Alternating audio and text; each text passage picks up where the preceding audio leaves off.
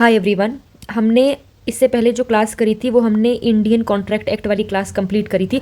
अब हम करने वाले हिंदू लॉ, ये एलएलबी फर्स्ट सेमेस्टर वालों के लिए है। तो हिंदू लॉ में जो हम देखेंगे, आज हम देखेंगे यूनिट वन का हम पहला टॉपिक देखेंगे, वो होगा सोर्सेज ऑफ हिंदू लॉ और उसके एप्लीकेशन। आज हम ये वाला टॉपिक देखने वाले हैं। तो सोर्सेज ऑफ हिंदू लॉ, कि हिंदू लॉ जो है इसका सोर्स क्या है।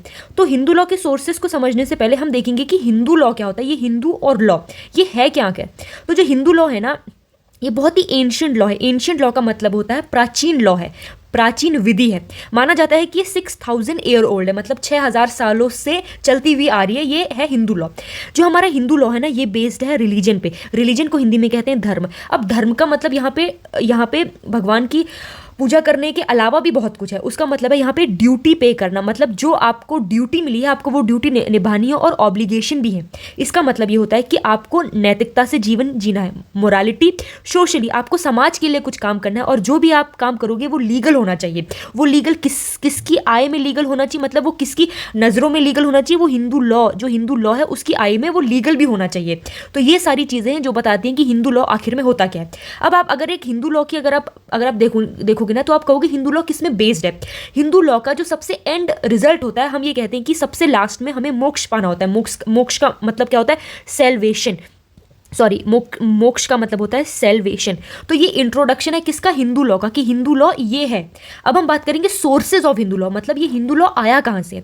देखिए, सोर्सेज देखने से पहले, सोर्सेज जो है वो दो टाइप में डिवाइडेड है। पहला एंशियंट सोर्स, मतलब कि प्राचीन सोर्सेज। दूसरा है मॉडर्न सोर्सेज। मॉडर्न का मतलब जो अभी नए सोर्स आए। तो जो एंशियंट सोर्स है ये भी 4 टाइप में डिवाइडेड है। श्रुति, स्मृति, कमेंट्रीज, और एक और है कस्टम्स भी आते हैं इसमें। तो ये 4 टाइप में डिवाइडेड है। और जो मॉडर्न लॉ, मॉडर्न का मतलब जो हम अभी कुछ 100 या 150 साल से आए हैं, वो क्या है, जस्टिस, मतलब विधि पे डिपेंडेंट है, लीगल। उसके अलावा लेजिस्लेचर अगर कोई लॉ बनाएगा उस पे बेस्ड है। इक्विटी प्रिंसिपल होता है, उस पे बेस्ड होता है कि हम सबको समान ढंग से देखेंगे, समान रूप से हम हर चीज़ का बंटवारा करेंगे। तो ये होता है इक्विटी। अब हम बात करते हैं एंशियंट सोर्स के बारे में, कि आखिर ये एंशियंट सोर्स के अंदर पहली चीज़ क्या है, वो है श्रुति। देखो, श्रुति को अगर आप देखो तो जो श्रुति है ना, वो वर्ड आया है मतलब सुनने से। तो यहाँ पे ये कहा जाता है कि वट वॉज हर्ड, मतलब कि ऋषि मुनि जो भी बोलेंगे आपको उस चीज़ को सुनना है, वो आता है श्रुति के अंदर। अब श्रुति के अंदर जो श्रुति है वो खुद भी अब वो वेदास में डिवाइडेड है। वेदास का मतलब है ऋग्वेद। 4 वेद है हमारे, ऋग्वेद, यजुर्वेद, सामवेद और अथर्ववेद। जैसे अथर्ववेद बात करता है मैजिक के बारे में, जादू टोने के बारे में, वैसे ही सामवेद आपका बात करता है गाने से रिलेटेड, संगीत के बारे में ये बताता है। यजुर्वेद जो है ये मेनली किस चीज़ के बारे में बताता है, कि ये बताता है यज्ञ कैसे होंगे। उसके अलावा ऋग्वेद जो है, इसमें मंत्र जो है वो सारे के सारे ऋग्वेद के अंदर दे रखे हैं। तो ये है श्रुति। अब ये हमने पढ़ा श्रुति। तो श्रुति को इंग्लिश में कहा जाता है व्हाट वाज हर्ड, मतलब ये इसमें इनको याद नहीं करना होता है, इनको सिर्फ सुनना होता है। तो ये श्रुति।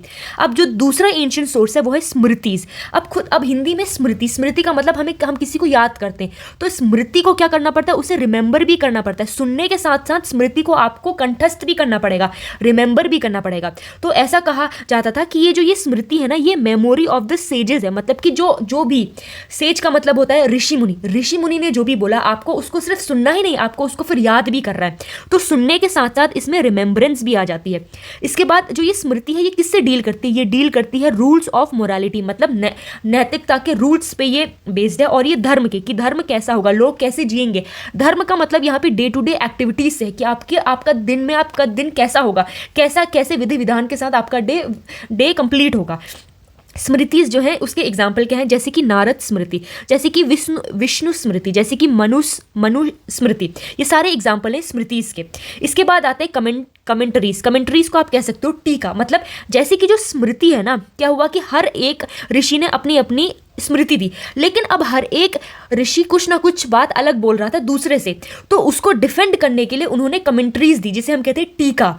वो है जो कमेंट्रीज है ना, इसको हिंदी में टीका कहा जाता है। टीका या फिर टिप्पणी कहते हैं, ये होता है कमेंट्रीज। तो all the smritis did not agree with one another, मतलब जो भी स्मृतिज थी, किसी ने कुछ बोला, वो एक दूसरे से विभिन्न थी। अब उसको इंटरप्रेट जो किया है वो कमेंट्रीज के माध्यम से किया है। कमेंट्रीज जो है वो 2 पार्ट में आप डिवाइड कर सकते हो। पहला है मिताक्षरा, दूसरा है दायभाग। अब हम आगे इसको देखेंगे कि मिताक्षरा और दायभाग क्या होता है। ये दोनों स्कूल्स हैं। तो जो स्कूल्स बाद में हम देखेंगे कि स्कूल्स कितने टाइप के थे। उसके अंदर पहला आता है मिताक्षरा, दूसरा आता है दायभाग स्कूल।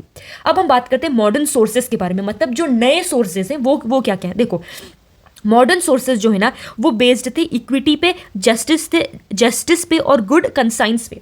गुड कंसाइंस क्या होता है? गुड कंसाइंस मतलब गुड मतलब अच्छी सोच रखना। इसमें क्या होता है कि इस गुड कंसाइंस मतलब कोई भी ऐसा लॉ बनेगा जिसका ऑब्जेक्टिव जो होगा वो पॉजिटिव होगा, जो लोगों की भलाई के लिए होगा, उसे हम कहेंगे गुड कंसाइंस का है। उसके बाद उसकी अप्रोच जो होनी चाहिए वो वेलफेयर वाली होनी चाहिए, मतलब वो दूसरों की मदद करने वाला होना चाहिए।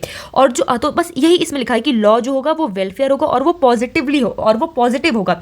इसका एग्जाम्पल देखो पहले हमारी जो मैरिज की एज थी वो 13 थी, उसको बढ़ा के फिर हमने 16 करी, और अभी प्रेजेंटली जो वुमेन की जो मैरिज एज है वो 18 साल है।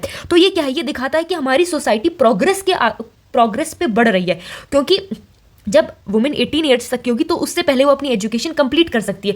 तो इसलिए अगर उसकी 13 ईयर में ही शादी हो जाएगी तो वहाँ पे ना उसको एजुकेशन मिलेगी और ना उसकी बॉडी ऐसे डेवलप होगी। तो इसलिए जो ये हमारे लॉज बनते हैं ना मॉडर्न सोर्सेज में, ये कैसे होते हैं? ये इनकी अप्रोच कैसी होती है? इनकी गुड कंसाइंस वाली अप्रोच होती है। दूसरा, जस्टिस मतलब कोई भी आप ऐसा लॉ बनाओ उसमें आप इनइक्वालिटी मत लेके आओ, मतलब कि उसमें भेदभाव नहीं होना चाहिए, वो फेयर होनी चाहिए। और वो भी फेयर किस में? In the I of law में वो आपके फंडामेंटल राइट्स को वॉयलेट ना करे, ऐसा आपको जस्टिस लेके आना है। तीसरी, इक्विटी, वो इक्विटी पे भी बेस्ड होनी चाहिए। ठीक है, अब इसका एक केस लॉ है, ये बहुत इंपॉर्टेंट केस लॉ है। पहला केस लॉ हम इसमें ये देख रहे हैं, इस केस लॉ का नाम है गुरुनाथ वर्सेस कमलाबाई। तो गुरुनाथ वर्सेस कमलाबाई का जो केस है ये है 1951 का केस।